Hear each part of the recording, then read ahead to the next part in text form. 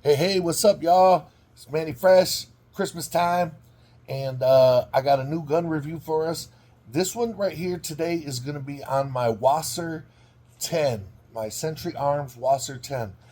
But when I got it, I was really geeked because it was my first AK platform, AK-47 platform type of firearm.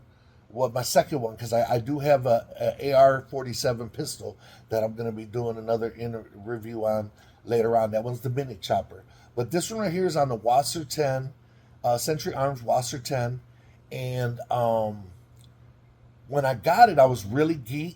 You know what I mean? I was really geeked because this is my first AK, like it says, AK platform.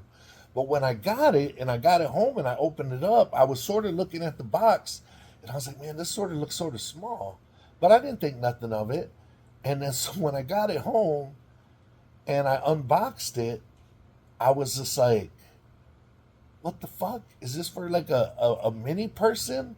Or like a smaller person because the furniture on it, the stock was only like this big, and then the furniture underneath, the for your hand guard was, and it was just, it was not good at all.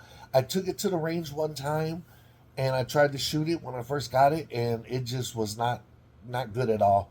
I couldn't aim. It was just so uncomfortable. So I was like, fuck man, what do I do? I can't return it. I can't what am I gonna do? Because I got it on a good price on sale. You know what I mean? Excuse me. So I did my homework and I come along some stuff on the YouTube. Excuse me.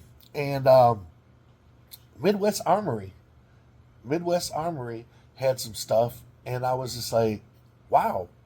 And so I was just like, okay. So I did my homework, and I found out that Optics Planet had the furniture available. So little piece by piece, I did it, and I'm gonna show you what I did right here.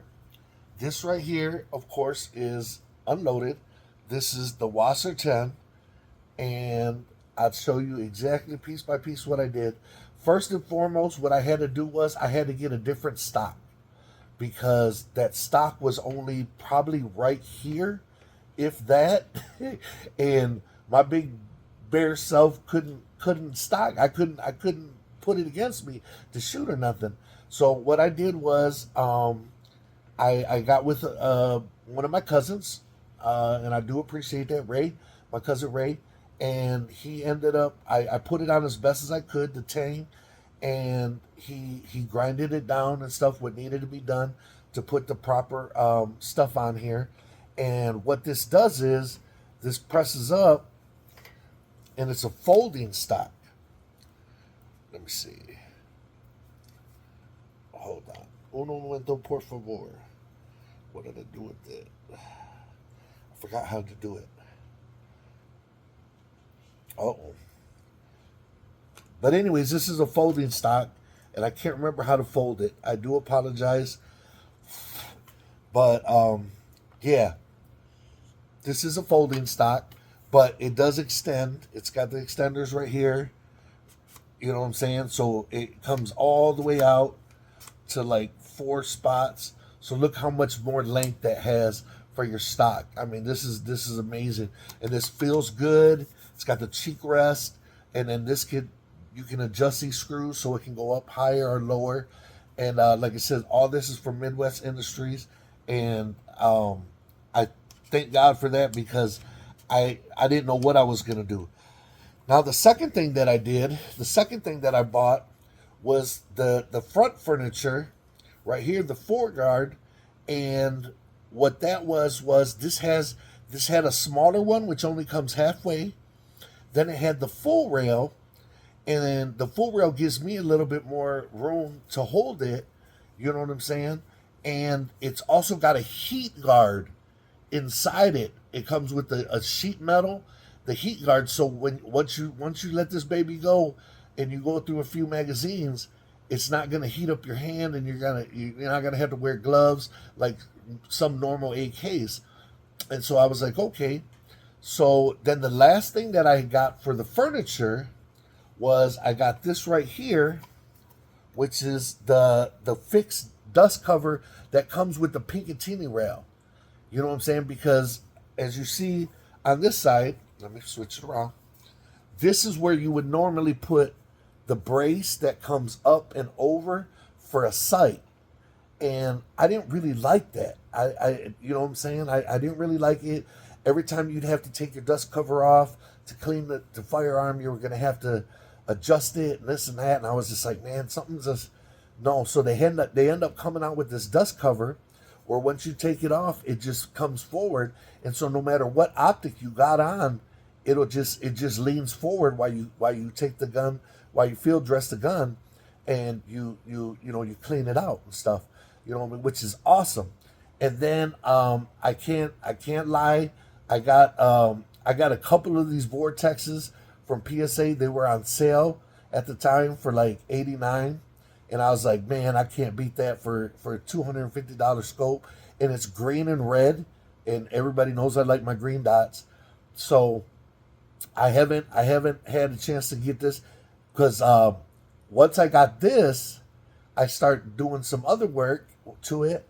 Oh, and I did change the pistol. Changed the pistol grip. I went with the Mag Pro. I don't remember which one, but it just feels so good in your hand, and it's big enough, because the other one was shorter.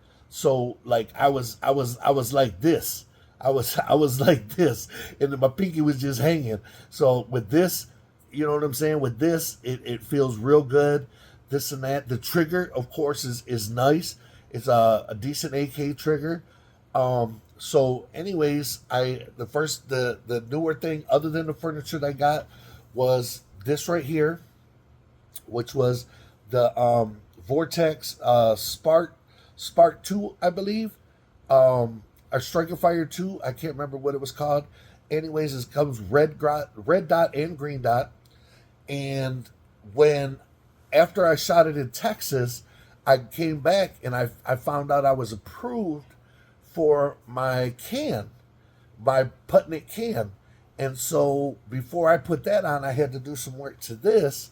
I had to take off it had the original muzzle brake on it. And so in order to put a can on, I had to do the redirectional thread. So I had to get this right here, this little part right here. I had to get this here first. This is a thread switcher, and so it goes from left to right, and then the top goes from right to left. So anyways, I put that on first, and then I got this muzzle brake that I had to wait for because it was out of stock for a really long time, and I can't remember the manufacturer for this muzzle brake, but this muzzle brake is awesome. And so again, I haven't had a chance to shoot it yet. And the can, the Putnik can goes right over it. And the Putnik was one of the favorite cans that I saw, that I watched, that I did my homework on and everything. And that can is a little bit like a soda can, like a pop can, you know what I mean? But it works great. So anyways, in a couple more weeks, after I get a chance to, hopefully the weather breaks, I'll get a chance to get to the I'm sorry, my head's brain farts. Get to the range, and I'll be able to break out that can and see how it does with the can. But I do gotta let you know, like it says, of course, I'm sorry, I should have did it before. Of course, this is unloaded, no magazine. Here we go. Nothing in the chamber. It's completely empty. I should have did that at the beginning. You know what I'm saying? Safety's always on when I'm not working with it or anything like that. So I'm gonna show you what I did in Texas with this firearm, and I'm gonna show you the little bit of complications that I had. I'll tell you a little bit about them right now, and then you see them as I go, because everybody was like, are you going to edit that out of your video? And I'm like, no, because I want people to see this in case it happens to them. And the first thing was I had a magazine loaded with with, and I'll say it, Bellum ammo, because I thought it was better because it's bronze case ammo. You know what I'm saying? So I was just like, okay, brass ammo, and everybody knows brass burns a little bit cleaner, so that you don't have to clean your firearm as much. So I was gonna get like a case of four. They come in cases of 480, but they were out of stock for a long time. But anyways, when I tried it with this one, every other round or every 2 rounds, it was jamming up on me, and I was like, man. So I thought something was wrong with the firearm, and then I ended up switching up, and I had got a can of ammo, metal ammo, and I used a magazine, full magazine with that, and that ran flawless. And so I knew it wasn't the ammo. It had to be the ammo, the Bellum ammo. For this, for some reason, this Wasr-10 just did not care for that Bedlam ammo, and I was just like, okay, cool. So, anyways, ladies and gentlemen, in the next spot, I'm about to show you after I hit pause right quick. I'm going to show you the 2 incidents that happened down in Texas when I was shooting with my brother and my nephews, and we had a good time. But it showed you exactly what happened. How at first the first magazine didn't lock into place, and I was like, okay, and then it fell out. And then the second time is when, like I said, start having problems with the I start having problems with the ammo, and then I switched ammos, and then it ran flawless. So you're about to check that out in a second. Thank you, and if you like this video, please hit like and subscribe. Tell your friends about this videos. Help me support, get some more viewers. I do appreciate it, and I'll see you guys in a second. All right, peace out. Here we go, baby. AK-47 is a tool, just like Ice Cube said. So I got a little bit of stuff that I went over. I talked about earlier, all the furniture I put out here, this and that. Now it's time to shoot it. We're about to have some fun with this thing. Let's see what it can do. Safety off. Lock and loaded. Here we go.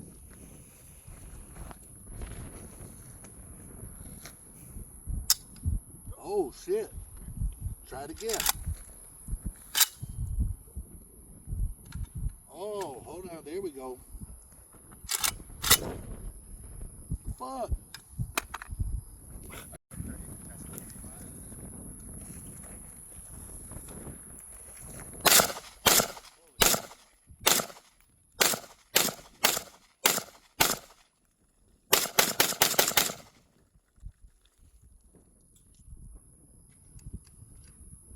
Oh, got a jam.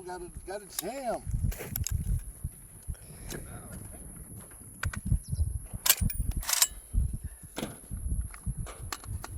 This way we always take care of our stuff, slow and sure. Safety first, baby.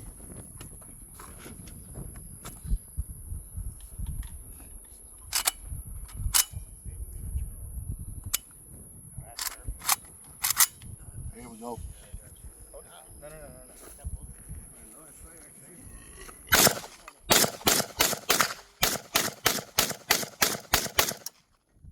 Woo! That's how you mag down, baby. You got one jam, but it happens. Fuck it. Peace out. Like and subscribe.